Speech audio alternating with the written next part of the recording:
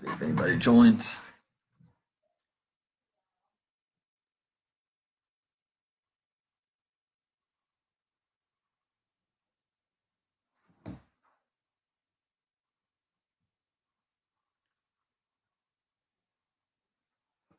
What's up, everybody? Get started here when we get about 10 or so. 5. 1, 2, 3. Hello, Brad.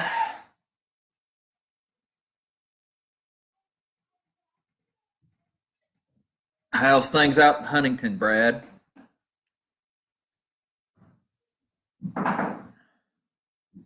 Hey, Luke. Luke got a chance to see Luke over Christmas break. It was good to talk to him. Said he might be going back to Korea, but I think he's in Dallas right now. So, Teresa, world traveler, just got back from Cancun. Merry Christmas. Happy New Year. Hope Billy's feeling better. Very wet. Yeah, I bet. A ton of rain over the last day or so, but well, not a whole lot of action. We'll go ahead and post it, and then we can. Anybody wants to watch later, they certainly can. Again, just kind of welcome to the 2Dub show. Me and Ryan. Once again, back on the air. I think the last one we did of these was right before the season started. Now we are not necessarily at the halfway point of the basketball season, but kind of that first breakdown of the non-conference season is over. We're working our way into the conference, into some, the second and third tournament. Both the boys and girls have another shootout, exhibition game, so to speak, coming up. So, a lot to look forward to. We just want to kind of just touch base to kind of give a review of what we've seen so far, what kind of has stood out for Monroe City. For their first, girls are 9-2, boys are 7-2, so first 9 and 11 games. We're going to go with Lori Watson and Taylor Williams to answer Lori's questions. Yeah, so that's a no-brainer. That was kind of easy, wasn't it? Yeah, good start. So that's kind of what our thought process is for this show. We will probably touch on Mizzou football. Mizzou football will be starting at 9:45. We've got the Mizzou blanket behind us. The camera and us are not even – I'm actually over there anyway. Yeah. So anyway, let's start with the girls. The girls 9-2, coming off a 99-17 win in the first round of the Clopton tournament, which the Clopton tournament, with where New Year's Eve and New Year's Day come this year, they play the first round on Saturday, and then the boys actually will play tomorrow their first round game, and then it will kind of follow like a normal tournament from there. I'm sure this is, Clopton is boys play, girls play, boys play, girls play. I'm sure it's what every administrator particularly loves, that you got to organize that every day. Superintendents really love it. 6 bus trips. Yeah. So that's kind of how it works. Now, I think Clopton could have really done this differently. I think they could have they've got 2 gyms that they use, so they could have played everybody on Saturday, played all the games, girls and boys, and then just played all day, and then gave everybody the Monday and Tuesday, New Year's Eve, New Year's Day off, and then it obviously would have saved Monroe City 1 bus trip, 5 days instead of 6, because we're going to drive down there 6 days. Yep. The buses will. So, but that's not the way they did it. So our boys are actually going to play on the holiday as opposed to today, which is different, but it is what it is. Yeah. So that's kind of where I think the girls will play Van Far in round 2, a team that they had already beat at once. 20, 30 points. 66-40 or something. That was there. First game of the tournament, or first game of the regular season. Kind of looking through the stats for the girls, the no-brainers. Jada off to another fantastic start, 20.5 points, 11 rebounds, 2 assists, 2.5 steals a game, shooting at 60% clip, 40% from the three-point line.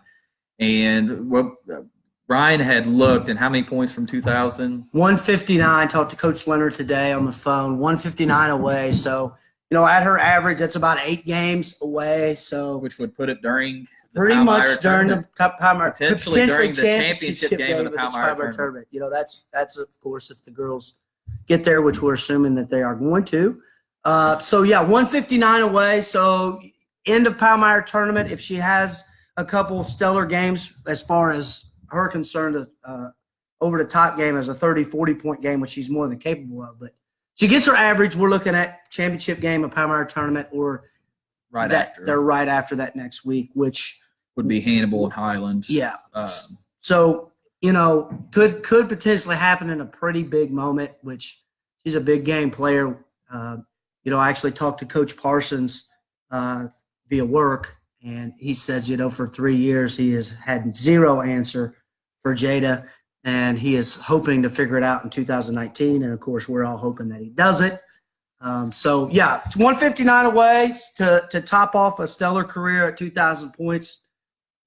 I mean, yeah. Wow. And, as we mentioned before, again, Monroe City is the worst school probably in the country at keeping stats. We know that Teresa went well over 2,000 because there is a plaque in the trophy case with all her accolades, parade All-American, all of that. I played with I was in school when Dewella Holiday played. I don't think that she got to 2,000. She certainly cleared 1,000. She played a lot of different, she was played a little bit more of a point forward kind of role at times, where Jada's been kind of the go-to scorer for her whole career. So hard to say, but I know that is a possibility that she got to 2,000. I just don't think she did. So my guess is is that when Jada gets to 2,000, she'll be the second 2,000 point scorer in Monroe City history. As far as we know on the boys' side of things, there is no 2,000 point scorer, which Jermaine was just over 2006. 2006. That's right. We did have that earlier. So as far as we know, he's the leading scorer in program history. I would guess that I can't imagine anybody would be more points than that. But no, Drew Quinn and Nikki Hayes, who Nikki's now, Luke's sister is now up at Drake University. I think they scored their 1,000th point actually on the same night, and I believe they were both seniors. So, those would be two prolific scorers on both the boys and girls side that you would think. But I'm very confident that they scored 1,000 as seniors, and I think they scored on the same night. Carrie, I would have to say, is over 1,000. Yeah, she would have been 1,000 point scorer. I just don't know where she ended up. As far as the other, just real quickly, as far as the other numbers, we know Hola Rosary actually had a 1,900 point score, John Thomas, that we found in the Misha record books, but that's about it. So CE's got a chance at 1,500. He's over 1,000. Kind of going to have to pick up the pace a little bit, I think, to get to 1,500, but he's got a chance to get a pretty good number for his career. Just kind of looking at the other stats for the girls, Hallie Dyer's been that number 2 player all year for him, 13.5 points, 2 boards, over 3.5 assists, 3.5 steals a game. But, the big surprise for me has been Bailey Hayes. This is Brown Bailey Hayes, or Bailey with 2 E's, 7 points and 7.5 rebounds a game. And, earlier in the season, we talked about that she was up around that 8 rebound game. We thought, schedule, you're going to have a little bit different contest. We'll see how it goes. We're a third of the way through the season, and she's still putting up pretty prolific rebounding numbers, basically from a rotation spot where, Jada and Hallie get the majority of the minutes. Everybody else kind of, is in a rotation, but, Bailey's gotten more time, deserved more time. And, looking at the stats as well, she's a 77% free throw shooter from a post player that gets fouled a ton. So, we talked a lot during our radio broadcast about the star jump that Hallie started to, show a little bit, taking that next roll up, taking that second score mantle. I think that Brown Bailey's step up is kind of the next evolution. If Monroe City's going to make a run, they needed that person that can be a consistent scorer, from the post to relieve, especially with Jada playing a little bit of outside in, kind of playing that guard position at times. Having a reliable post is huge, and Bailey has really stepped up and been consistent in that role. And I think there's still a lot of room to grow from the other players as well. Yeah, I agree with Michael. That's, looking at her stat line, it's an excellent stat line. And again, the 77% from the free throw line. And Kenny, totally agree with you. And definitely anybody that shares her birthday is also great. Happy belated birthday to you both. And how about them Chiefs, Kenny? And, I think one thing continuing to look at as the girls progress, and the thing that really helps them out is that Jada is 159 points away from 2000s, Jay. So, the Red Bailey, the Lila, and the Claras, those shooters, continuing to knock down those. I don't know if there's a magic number, but we'll just say 4 3-pointers a game. If those guards, and not just those 3, but any combination of guards or Jada hit, 4 or 5 3-pointers a game is only going to open things up even more, because Hallie's a slasher, and of course Jada's going to do her thing under the rim. And let's be honest, even when we miss a 3, it's a chance for good offense for us, because guess who's down there to get offensive rebounds and make her living around that rim? Because Jada makes shots at angles that are just – they don't make sense. They just go in, and they've went in since she stepped on the court as a freshman until now, and there is nobody – and here's the other thing. Jada does not get calls because she's so strong. Mm-hmm. She gets hacked 4 or 5 times a game where you go, how do you not call that? But she's so strong, they don't call it. And it's been good. And again, Red Bailey put in like 8 in the fourth quarter against. We already answered, Taylor. We said you and Lori. So that question's already been answered. But and go Chiefs. Sorry, cuz. Yes, Kenny, you are right. But no, it's just been a nice start. I think the loss to Q&D was a tight game. It's great competition.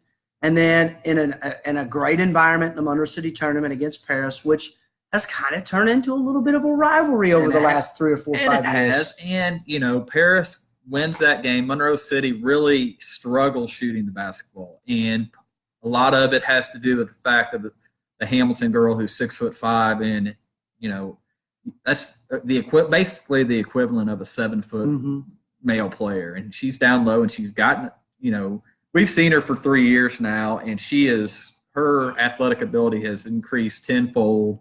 She's really, dynamic around the rim. And then you also have the Morgan girl that is just, she was the best player on the court that night, other than, Jada and her went back and forth, and that just having that second option that just could get to the basket. You have Paris had the Morgan girl had a double-double, the Hamilton girl a block away from a triple-double. But, Monroe City just struggled shooting from outside. Perimeter shooting was just not there. And in order, to win a game like that, when you really aren't going to get a whole lot down low, which, of course, Jada was able to get 26 points, I think. But other than that, it's going to be a struggle down low against a team like at Paris. You're going to have to get that perimeter shot, and it just didn't go in. But, you're talking about the 3-point shooters. Everybody, it seems like, has had a night. It's just, in order to make that district championship run, make a run to the playoffs, it's going to have to be 3 or 4 girls during those big games. We had Riley Quinn, I thought, played really well during the Monroe tournament. She's really good around, she's got a good elbow range jump shot, and she's, got a little bit of length, and you got Lauren Youngblood is so active in that press, getting out in space. She's going to get, 4 or 6 points a game just on layups, basically. So averaging 3.6 steals a game. It's phenomenal. And you got, even down the line, Clara and Savannah have good shots. Even if the numbers don't show, you can just watching them, their form's good. They're going to put some shots up. They're going to get some buckets for you. But, I think, and we'll talk about the boys later. It's a lot like the boys, except that the girls have a clear number two. It's going to be where those 3 through 5 or every night's going to come through, and making sure that you're going to get. I mean, I think you're going to need to get 20 points from your, third through fifth scorers during those big games in order to win them.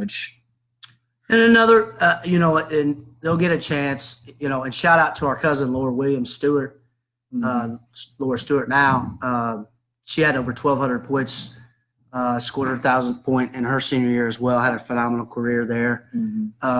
Started 4 years for the Lady Panthers as well. So definitely some prolific scores, probably more prolific scores on the girls' side than the boys' side historically. The Lady Panthers are going to have another, the Clopton tournament is not the strongest tournament in the world. And I think both coaches realize that as far as, seeing top level talent is just year in and year out not there. But we do see different teams. But on the girls' side, that Saturday night, if you've never been there, that Saturday night at Clopton, it's usually Monroe City versus Clopton. For the championship, that gym gets loud, and that is a tough place to win on that championship Saturday night. They pack it in, and Uncle Jay with the great shooting coach, yes.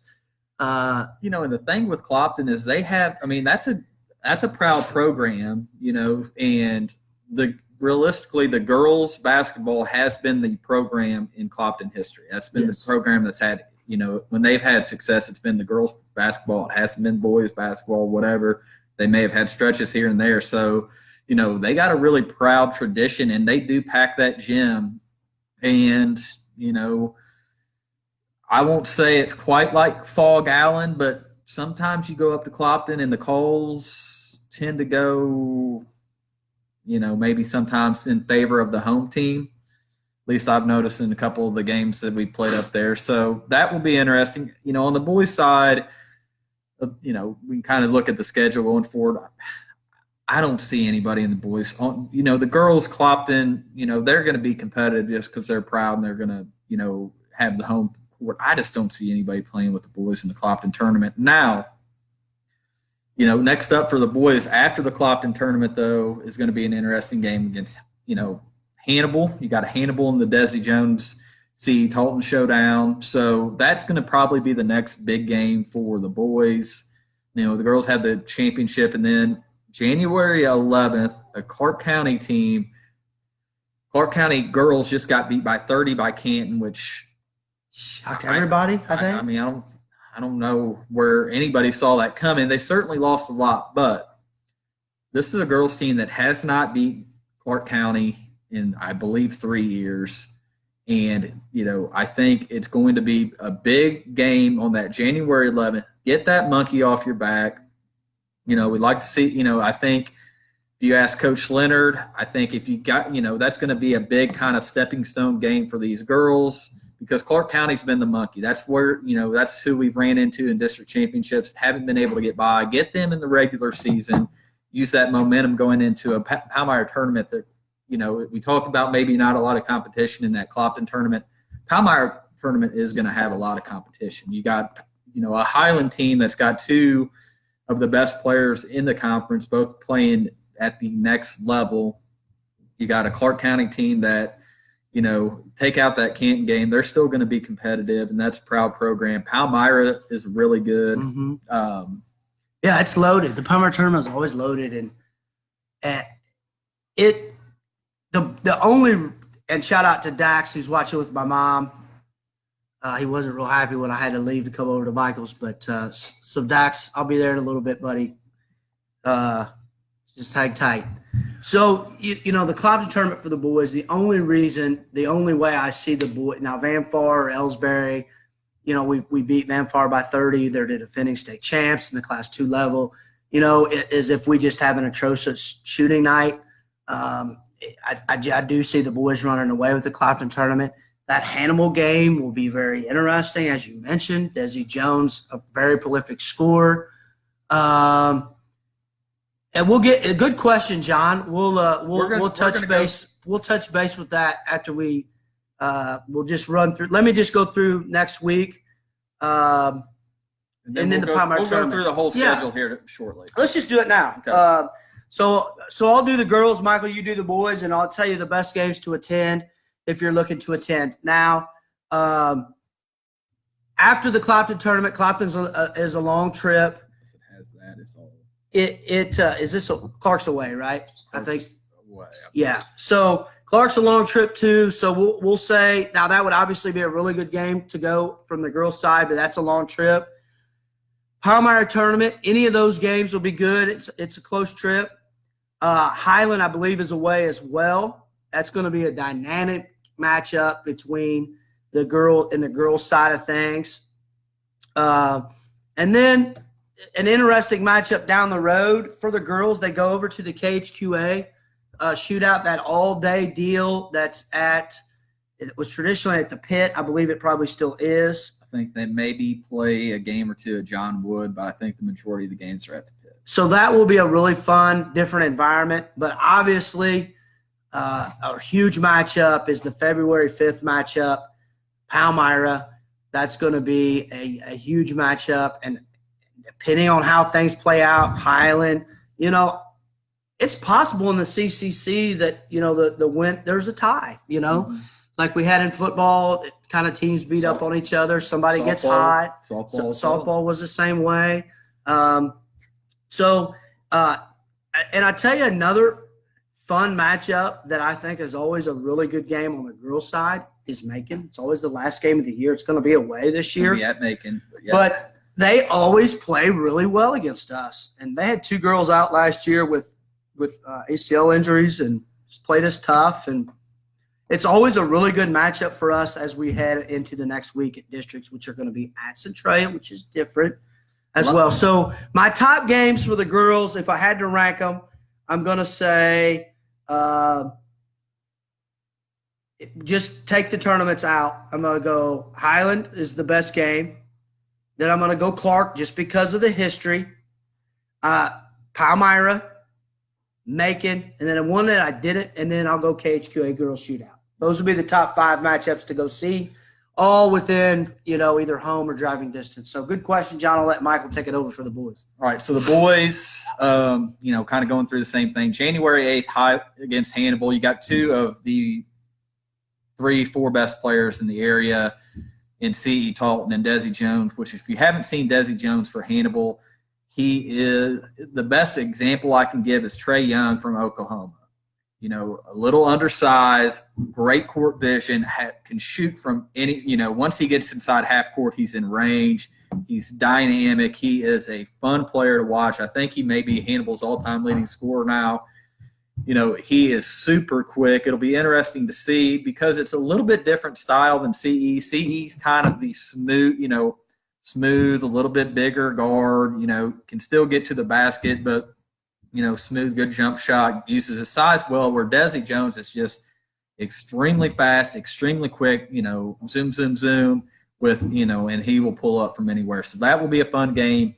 January 11th against Clark. Clark boys, similar to the girls, they lost a lot, but they're still, that's been the big rivalry in the CCC for the last few years. As Monroe City's made their rise, Clark County has been there as well with the Bevins kid and the Riney kid. Both of those players are gone, but that's still a good program. The Palmyra tournament's going to be interesting because you're going to have a pretty good chance of looking at another Monroe Palmyra game. And I think that, yes, Jay, districts are at Centralia. I think Palmyra feels like they did not show in that Monroe tournament. I think that they are better than that, and they think that they're a worthy challenger from Monroe. We'll see. And getting that, I think that there's a pretty good bet. Monroe City's path would be the 8th seed. I don't remember who the 8th seed. Then they'd play Van Fuller probably in round 2 for what could be the 3rd or 4th time. And then probably looking at Palmyra in that championship. Palmyra at home, we'll see how that turns out. Then a Highland game, the 22nd. The 26th is interesting. Quincy High School shootout. We don't know. We mentioned that they were going to play, I believe, Northwest Academy, which was a Final Four school last year. That is not going to happen. They're like 2-4 they're not very good this year. I'll try to see if I can find out. There's some talk about maybe getting another school out of the St. Louis area, but I can guarantee you it will be an interesting game. The Quincy High Shootout that's put on by Andy Douglas at Quincy, and it's really picked up for as new of a shootout. They get schools from all across the country come in. A very good lineup. And I can guarantee you that game will be a good game, especially if I don't want to say something that we don't know for sure, but if some of the rumors that we kind of heard, that will be really fun. Let's just say you've seen this team before, Panther fans, and it'll be a dynamic matchup. So, and then after that, you got South Shelby a little bit down on the boys' side.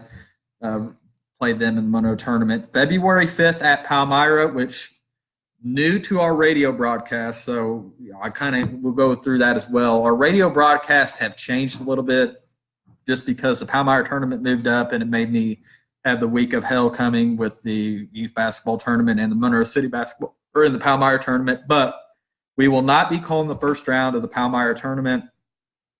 The second round, I will be calling on Wednesday. I believe Ryan will have some youth basketball obligations, so I'll call the boys' game on Wednesday. Thursday, the girls' game, we should both be able to call that, and then we'll see how things fall as far as, third place championship or whatever. But we will call the second round and the championship third place round of the Palmyra tournament. And because we're not calling the first round of the Palmyra tournament, we've decided that on February 8th, we're going to call the game at Palmyra. February 5th. February 5th, boys and girls. So we will have an interesting, February will be pretty busy with the broadcast, but that is a pickup, and that will be a great game. Centralia is the team that got us last year. They have kind of been up and down this year. I've kind of followed them. They return a lot, and they have a lot of talent, but they kind of had some bouts of inconsistency. But, when we talked at the beginning of the year, Centralia may have been the best rival to Monroe City for a conference top championship. So that will be a big game. That'll be at home. And then Brookfield's kind of the unknown in the CCC. I think they're down on both sides, but they're the team that just how things fall, you just don't see them. With football, there's just so fewer games. Everything's on Friday. You're going to get to see highlights or hear about them. With basketball, with so much going on, so many more local schools with the Marion counties and the other smaller schools coming in and playing us, we don't see them. But that's a team it's kind of the unknown, but I think they're down. And then we'll end the season with Macon, which Macon kind of an interesting, dynamic with how they play. So, and their Macon's they will be a bear to be reckoned with here in the next few years. Their 8th grade team was phenomenal. Yeah. Really, our last 3 teams that we've seen in the regular season, Centralia, Brookfield, Macon, is just what Michael said. They typically go west, or Centralia goes south, and they just play a different schedule. We don't see them in any tournaments, so it is just kind of unique. Even in our own conference, we really don't see much of those 3 schools until the very last week and a half of the basketball season.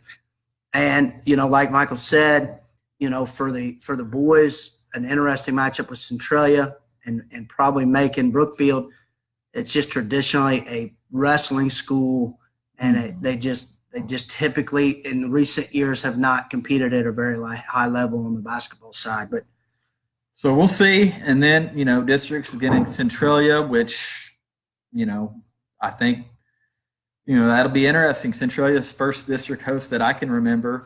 Certainly the only first time Monroe's played a district there. So that'll be interesting. And then, kind of looking forward, and we hate to jump ahead and see what's going to happen after districts, because, districts will be a bear. You got Highland, Palmyra, Centralia, all in that Clark County, all in that district with Monroe City. But if Monroe City were to get out, either girls or boys, it will be new this year, as every other past year we go through the St. Louis gauntlet. We ran into Christian last year. The boys did Montgomery County the year before that, out of that St. Louis area. This time we're going out west. We're going to play the Kansas City area schools, and it'll be interesting to see. Now, Kansas City does have probably the second best team in the state in Hogan Prep. the best team in the state is Vashon, who is nationally ranked in the top 25 of all high schools, all classes, somehow ends up in Class 3 in Missouri. I still don't quite understand how that happens. They were a 5A school when I was in school, and somehow they dropped to 3. But so, we'll see how that goes. I don't know if it makes that path a little bit easier or not, but it'll certainly be different, which I think both Coach Leonard and Coach Idris kind of probably want that, just to see a little bit different, type of school. So that's kind of the schedule breakdown. We talked about the girls a little bit. I know I've seen some parents for some of the girls pop in, and this will get posted on here, and I'll post it on YouTube. So if we missed you, we apologize, but we did talk about them earlier. Just going to the boys, and it's similar as we talked about the girls. The girls are a top 2 and then kind of a step back. The boys are a 1 and then a whole bunch. So you got C.E. Talton averaging 18 points, 5 boards, 2.5 steals, 2.5 assists a game, 50% shooting, 44% from 3. And then you can go 10 points less per game to get to Blake Hayes, who's the second leading scorer at 8 points a game. And, Blake's been pretty consistent at that 6, 8, 10, 12, 14 points a game. And, then after that, it's just, Logan Bulick 6, Joshua Talton 5.8, Kaylin Kendrick O'Brien 5.6, Ethan 4.7, Bryce 4.2, 4 for Dalton, 3.5 for Antoine, 2.5 for Josiah.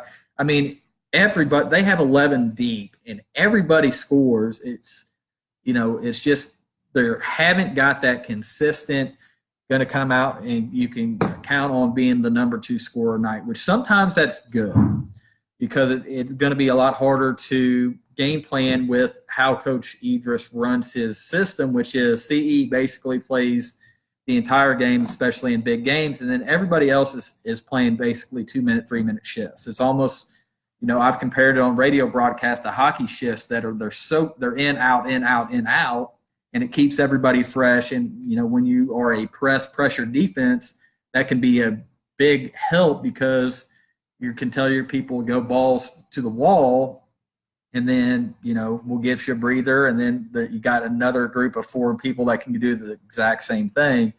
But, at times maybe it hinders the ability of, playing that hot hand, which is what probably, when we've seen somebody other than CE make a run, it's been that hot hand. I know Kaylin Kendrick O'Brien had 14 against Louisiana. Logan had 17 against Canton, I believe. So, they have scorers on that option. It's going to be, like we talked about the girls, when that big game comes, who's going to step up and who can, kind of ease that scoring burden. We saw against QND in that loss that I believe Bryce Stark led all scorers with 9 points.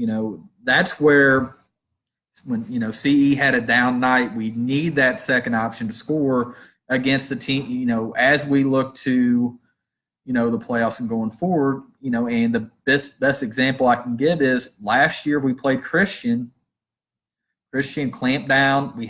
I think CE had, 18, 20 points, and the next leading scorer had 3. And that's where, if the boys are ranked in the state, and I think they are a team that certainly can make a run. But I think for the boys' side, they have so many talented players. I think that's just going to be, I think what it will take is another big game, which it may be that Quincy High School shootout, maybe Hannibal, whatever. I think if they can get a game where they can, against some top talent, top competition, which quite frankly, a lot of the games they played thus far, they've been up 20, 30 points into the fourth quarter. Q&D was the close game, and then the game at the Webster Groves tournament against Mountain Grove. Those have been the only 2 competitive games. And I think what, I would like to see is, that next competitive game, who's going to come out and score 12, 14 points to ease the burden off CE. And once you can show that and get that confidence that against the good teams that you have some other guys that can create and score, I think I think it will be a big benefit for Monroe City. And, it's just been an interesting year looking at the stats. I think if we were sitting here earlier in the year, like we talked about Bailey Hayes a little bit on the girls' side, I think if we would have sat here before the season, we would have said C.E. Tolton, Blake Hayes, Zach Osborne. Those are the kind of guys, Kalen, Dalton. I mean, those are the guys that we kind of expected to be, and then we'll see what happens from the other guys. And it's been the Logan Bulick, Joshua Talton. Those are your third and fourth leading scorer on the team. Ethan Limbauer, kind of an afterthought, maybe in the, kind of build up because Monroe City returned so much, and then this freshman class that's been kind of thought of, everybody's looked at this freshman class for years now, and Ethan Limbauer kind of sneaks in and has been a dead-eye shooter and has been, he is, for this team, maybe one of the best, fits off the bench because, off the bench you got a lot of guys, Antoine, not, they're not necessarily natural scorers, great defenders. They will get, they'll pick their spots, but then you have someone that, with all the people that can get to the basket, dish out, you got a guy out from the outside that can shoot extremely well, and he still plays pretty good defense as well. Yeah, Kenny, as soon as we get done talking about the boys, we'll talk a little NFL. That's a great question, and we'll talk a little Mizzou football to wind down as we're about ready to go watch the bowl game. So we'll talk a little NFL, a little Mizzou. So, yeah, on the boys' side, just, both teams, girls and boys, are just so fun to watch, and they're such great kids. You've got 16 on the varsity at the boys level, and you've got 8, 9, 10, depending on the game. I know Coach Leonard brought up another freshman the other day. They're just so fun to watch. And like Michael said, they just come in shifts. So, yeah, when I look at our stat sheet here for the boys, Logan Bueling being the third leading scorer, maybe a little shocking, but he just comes in and the kid can flat shoot. And like you mentioned, Ethan Limbauer just comes in and he makes a big three every game. And of course, when you think of freshmen, you don't think of them having a big impact, but Joshua Talton has really had a huge impact. His defense as a freshman, forget that he's shooting, 40% from the three-point line, which is great, but his defense when he comes in is just suffocating. Actually, he's the best shooter from the field on the team. He's 54% from the field, but, suffocating on the ball defense. And, what I mentioned it during one of the broadcasts, what's been impressive for Joshua as a freshman is, it's part of it is the on-the-ball defense, but, sometimes that's the easiest, especially if you're athletic, because that's what everybody sees. What is going to be difficult, what's difficult as a freshman, as a young player, is picking up that backside, when to jump, when to take that risk, when to kind of step back. And he has been so good off the ball defensively as a freshman. The sky's the limit for his talent, and, the one thing we talked about we've talked about the offense needing something. The one consistent that Monroe City has had every game is that defense is really good. They have, from the front side, you have CE, Bryce, Blake, Zach, Joshua, so many athletes that are just super quick up front. And then you have back deep Kalen, who is a all-conference district receiver. I mean, he's an athlete, but he's so smart on the back end. Dalton gives you some bulk. They have, Logan is just extremely long for being, 6'3", and he's got probably a wingspan of 7'3". They have, Antoine on the ball defense. They have so many different players, and they all, the one thing that Coach Idris preaches, and you have all these great kids that have bought into, they all play great defense. They will take a charge. They will, play good backside defense. And the one, we talked about, it probably sounds like we're harping on a team that's 9-2 and 7-2. We're just kind of looking forward and seeing things that they can improve on. But Monroe City, they're going to be in every game just because of the defense, and the girls are on the same way. When you get that press, and it just wears on teams when you get that press on the girls' side. So fun times ahead. Kenny, yeah, that's a really good question. And I would say my answer for 9 out of 10 seasons or 99 out of 100 would be that you're gonna try to dwindle that rotation down to a 7 or 8 man rotation. I just think the way that coach wants to play that in your shorts, man-to-man, full-court defense, and there's really no drop-off athletically, defensively, I see a 10-man rotation for the remainder of the season. Now, there may be longer stretches, for some guys, especially the guys that can really lock down defensively, a Blake Hayes and a Zach Osborne and maybe a Joshua Talton, those guys. But I still think KKO's a lockdown defender too. He gets in there and scraps with the best of them. But I still see a 10-man rotation going forward. I agree. Now, there may be a time down the road where the matchup dictates who you can play.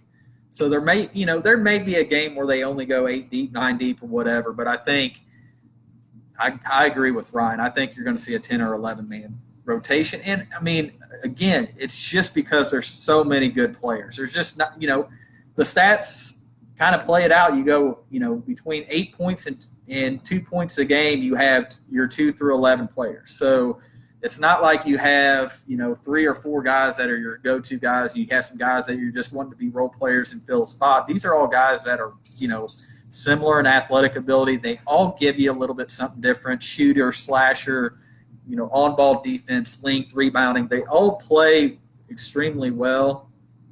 So I think that I agree with Ryan. I think you're going to see that continue. So, he extremely confident. And, look up, Chris Griffin, I'm responding to that question. These guys are all extremely confident. Look down the line. Logan Bulick comes in as a sophomore, and he's fearless. And he, when he's in there, he doesn't back down.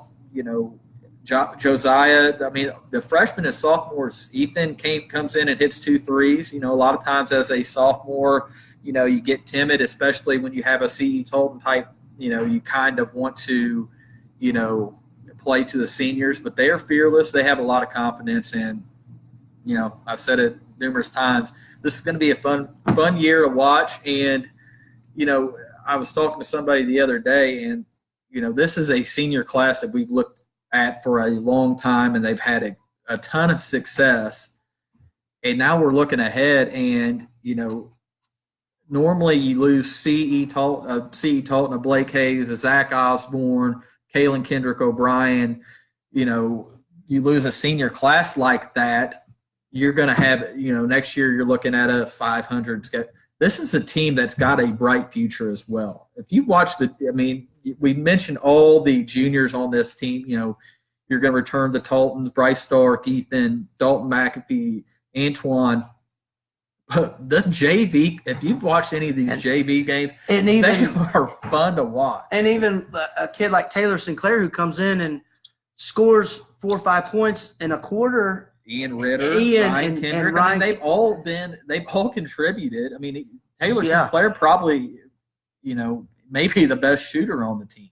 He's starting and half the conference or better. It's just that's how deep we are. We talk about the 11. Our back five, every one of those back 5 players is a rotation player for any team in the area. I 100% will back that. So, that's kind of our football or basketball wrap up. Thanks for the questions. We'll certainly answer. And keep them coming. We actually love the questions. They're really good questions so far. So keep them coming. So let's go back to Kenny's original to Kenny's NFL question, which was, not including the bye week. Who is the NFL team that scares you the most? So I'll do AFC, NFC. From the NFC, I would not want to face the Chicago Bears simply because that defense is so awesome. And in the playoffs, defense. So, Khalil Mack could, if it wasn't for, and yes, Patrick Mahomes is the MVP of the NFL. There's no argument. If you argue any other way, I can't have a conversation with you. I don't know what you're thinking. So Khalil Mack, though, if you talk about Defensive Player of the Year, has to be right there. And then from the AFC, I would say from a Chiefs fan's perspective, you don't want to play the team that's already shown they can beat you, especially at home, and that's the Chargers. I think we showed the Ravens are scary just because it's a funky offense, but I think the Chiefs kind of proved that they're not intimidated by really any defense. But I think the Chargers, from just a whole standpoint of the three levels of football, offense, defense, and special teams, can create some problems as a matchup for the Chiefs. If I'm any other team, I might be a little bit scared of the Texans for the same reasons I would be for the Bears, and that's because their defense is so good. But I'm going to go Chargers, Bears. Yeah, and I would agree with those. I do kind of have the same feeling about the Texans. And, I think the interesting on the NFC side, I think it's that Eagles-Bears matchup. Because you're either going to have the Bears, who probably have the best defense in the league, in my opinion. They can rush with 4 and get pressure. They have a great defensive backfield, and because they can get pressure with 4, they can do so many different things with, so many different schemes. I watched that Vikings game yesterday in a game that they really didn't have to win. It was kind of, once the Rams went up big, they really could have laid off, but they run so many different schemes with the defensive backfield, which as a former defensive back player, I like to watch those kind of things, different zone looks. And, it's the benefit of having a lot of good players back there and just being able to rush 4 and getting, all kinds of pressure. So they're scary. But then you have the hottest team maybe in the NFL, the Eagles, that if Nick Foles is healthy, who wants to play that team? What a story. What a story. You just can't. They're hot, and they back their way into the playoffs somehow. I was on the phone with somebody yesterday, or I was texting with somebody yesterday, and I said, why on earth would the Bears wouldn't you want to play the Vikings? Because, we were talking about once the Rams went up, what the Bears had to play for. I said, I'd pull everybody because I'd much rather play the Vikings in the playoff than this red-hot Eagles team that they're going to get to play. Can you imagine the Bears against the Vikings offensive line, which has got to be the worst in the NFL? They would just destroy them. And now, again, like you say, I would have done the same thing. But so that, I think, leads us – keep the questions coming. We got about, let's say, 11 minutes because Michael and I are going to watch the Mizzou game, like most of you hopefully are. All of you in Panther Nation, if you're not a Mizzou fan, you should be. I don't mean to guilt you, but maybe that needs to be your New Year's resolution. And so let's talk about the Tigers. Yeah, first, Griff, your question about legit. I think there's a little. Oh, I didn't see it. There's a legit shot of the Final Four on both sides. Districts, you're gonna, the girls' side, you're gonna have, you're gonna have to get through Highland and Palmyra in districts in Clark County as well. And then we don't know. That's the thing is with St. Louis, we've kind of known because we've been in that region for so long. You kind of have to start getting a feeling on who's going to be at that next step. This side, we don't know. But I think the boys and girls both have a shot. I think it all depends. I haven't looked recently. It all depends on who that quarterfinal matchup's going to be against. If you run into the Hogan Prep, it's going to be a tougher road for the boys, but, it remains to be seen. And that is something that I'm sure we'll have another one of these down the road. And be at that time, once we've got, 20 games in, or once we get to that point, we'll have a better idea of what's going to come out of that West side and what kind of, routine we're looking at. But I think they certainly, both the girls and boys certainly have a shot of making a run. And I think everybody in that district has a shot at, the top ends of that district. Highland, if Highland gets out, Palmyra, whoever wins Clark County, whoever wins that girls side, I think they're going to be competitive no matter what. The boys side, I think Monroe City is probably the best suited team to make a run. But that doesn't mean that Palmyra couldn't step up and, get an upset, or Centralia. So we'll see. But, later on we got Mizzou football against Oklahoma State. I believe about a 9-point favorite going in. And, we've been in a group text for probably going back to 2011 or 12. World Series 11, maybe. Yeah, and this has been an interesting year because Barry Odom has went on this group text from being the most hated person in the state of Missouri to now well liked. But I think where I am now, I think I'm on the Barry Odom train, I guess, for lack of a better term.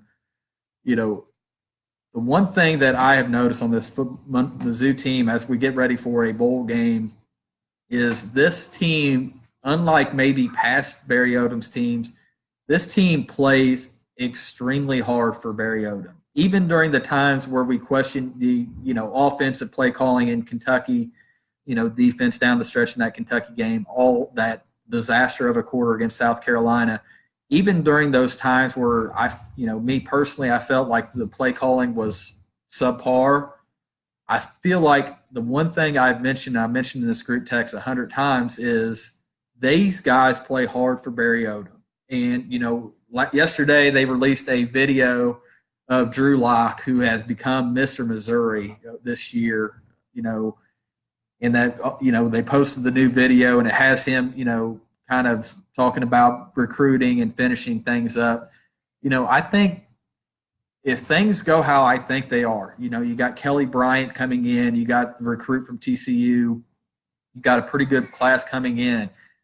I think we could look at Drew Lock and Terry Beckner as the, for me personally, the Brad Smith, Chase Daniel kind of the start of another run. And I think that's Missouri really is suited for another run. And I think today with Hill out, with the running back out for Oklahoma State, I think we're looking at a shootout, but I think Oklahoma State, I don't think they're going to be able to run the ball against Missouri. Missouri's run defense has been fantastic, for the last, 6 weeks or so. I think that it makes Oklahoma State become one-dimensional, and I think Missouri's going to be able to do basically whatever they want against that Big 12 defense. So I think Missouri, I'm I guess confident in what we're going to see from Missouri, and I think we're going to see a Missouri win tonight.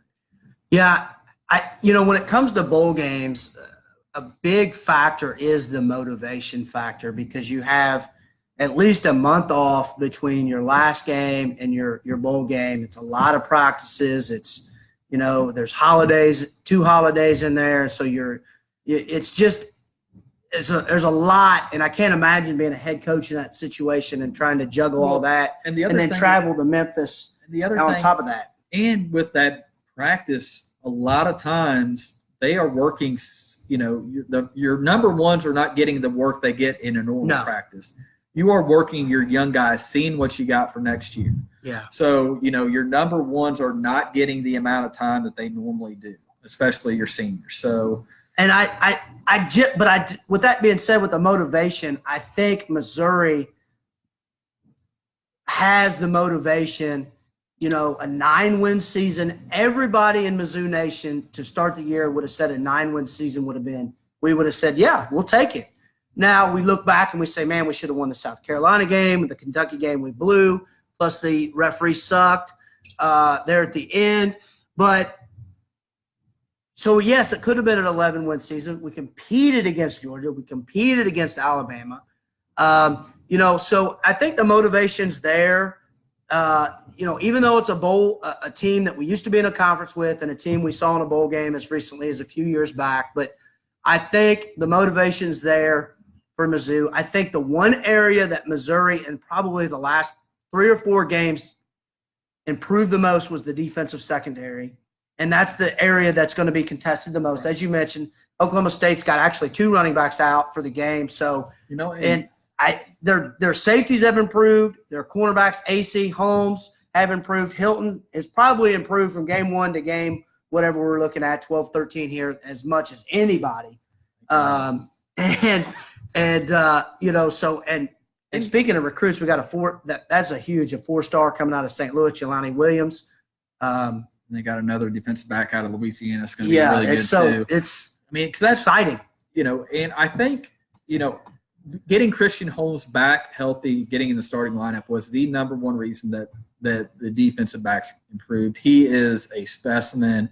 And, he with AC, it gives you size, it gives you speed in the secondary. And, I think Sparks was a little bit outmatched. I mean, he's young and he's thin and he needs another year in the weight room. And we'll see where he's going to be. I think he'll be fine down the road, but he was probably, a little bit miscast. And what I liked from Missouri is they put in some passing, during passing downs, they'll bring in Bledsoe as a safety who can play a nickelback. And they, before earlier in the season, they just stuck with Oliver and Hilton, who aren't exactly the best with their, in coverage defensive backs. They're more run protection. What we saw, especially, as we got into the games post Kentucky was, they made that change. They went to a 4-2-5. They brought in two different, Gillespie played a little bit of safety as well. And even would bring out Garrett, our best defender behind Beckner. Yeah. That linebacker. They would bring him out for a little bit better coverage guys. Yeah. And, having Hall, who is a freak athlete, having him and, quite frankly, Lee on the other side is a very good protection or coverage guy from linebacker. So I think it'll be a fun game. I think what will be interesting to see from Missouri is it's Drew Lock's last game. The running game from the Florida game on, it's been the running game. You're getting the 250-yard games from Drew Lock, but it's been that three-headed monster running back of, Roundtree, Crockett, and Beatty. What I'm going to want to see is whether they want to send Lock out with a bang in it. Oklahoma State's defense is just lousy. I mean, they're just not very good. And I'll be interested to see if, hey, Lock, let's try to get you out with some big numbers and going out with a bang. So that'll be interesting to see. Just seeing the success has been the run game. Definitely. And Locke has been, as the running game has went, Locke has been extremely efficient. It's just been 250-yard games instead of 400. So we have to avoid the 3-and-outs. We can't just go out there and throw 3 passes, get 2 yards on a screen pass, and then punt the ball because any defense will wear down. Alabama's defense will wear down. And so you can't go out there and just have 3-and-out after 3-and-out after 3-and-out. And we talked about how much the defense has improved, but Oklahoma State is going to score points. Yes. And they will go fast. They will go spread. They will go fast, especially without the running back. Hall should play today. Yes, and I agree, Luke. Our offense is so much better. He stretches the field, yes, and he is expected, like Michael said. So we'll see. Good point. I think, I agree with Ryan is that if that defense gets stretched, especially against the, kind of speed, the tempo Oklahoma State will come with, it will be interesting. But I think it will be a Missouri win. I think, probably give us a score. 41-28 Missouri. Damn, that was almost identical to what I was going to say. I'll go 45-30. Let me just end, Michael, real quick. I'm sorry. We want to send our condolences. It's been a rough Christmas season for Monroe City community. We mentioned it on a broadcast. Our hearts go out to Coach Labrie and his family with the loss of Becky. Our hearts were broken again. One of my son's teammates and one of my son's coaches, and I coached Ben's son, Ben Sapp, died too young of cancer. And then Brandon Devlin and his family. Brandon was a student of mine and also was playing baseball down at Missouri S&T. So thoughts and prayers with all of those families. Yeah. Just great people too. Great, just great families, great people, and our hearts ache for them. And you will certainly in the thoughts and prayers of us, and I know everybody listening and watching, and then we'll watch this after the fact. So prayers up to those families for sure. All right, and that's I will echo all that as well, and God bless all of them. And, again, I will be posting at some point an updated radio broadcast schedule, and I'm sure we'll have another one of these down the road. But next broadcast will be the Wednesday of the Palmyra tournament, that second round game. That will be a boys game against probably Van Far. So thanks for joining us. Again, this will be posted on Facebook. As we move forward, I'll just end with this, just because, with all the other things that Facebook comes along with, this will, at some point, I'm going to bet that the Facebook live shows, the 2Dub show, ends up being on YouTube, because YouTube has the live broadcast as well. So if you just go to YouTube, look up the 2Dub show, subscribe there. It has every video we've ever done, all our shows, our live broadcast of the softball game and the football game. So, subscribe there, because at some point, we're probably going to be moving to that medium. But thank you all for joining us. It's been fun as always, and we'll be in touch. MIZ. ZOU.